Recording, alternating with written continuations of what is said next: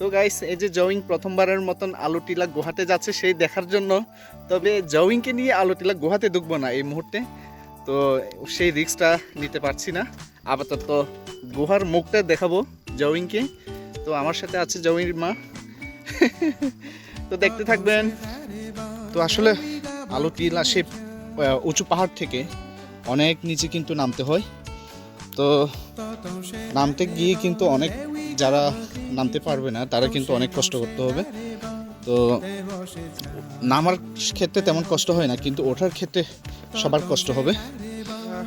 আলুটিলা গুহাতে যখন নামবেন, এই যে নামার সাথে সাথে কিন্তু অনেক বড় বট গাছ কিন্তু দেখতে পাবেন।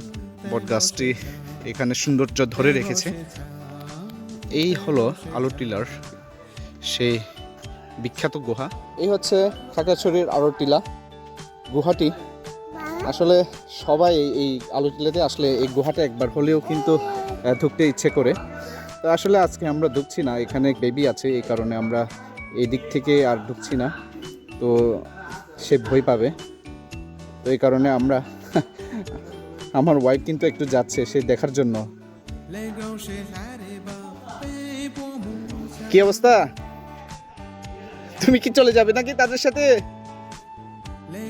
হ্যাঁ, যাইতে পারবা?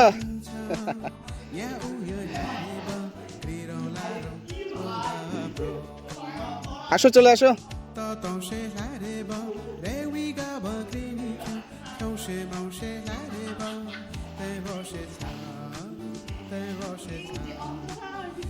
অন্ধকার তো, এখানে প্রচুর অন্ধকার। এখানে ঢুকতে গেলে তোমার মশাল লাগবে।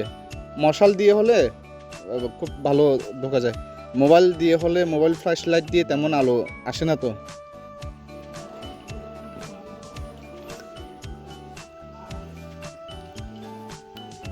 একজন থাকলে তো ঢোকা যায়। তো আমি আগে ঢুকেছি এই জায়গায়। তো যাই হোক,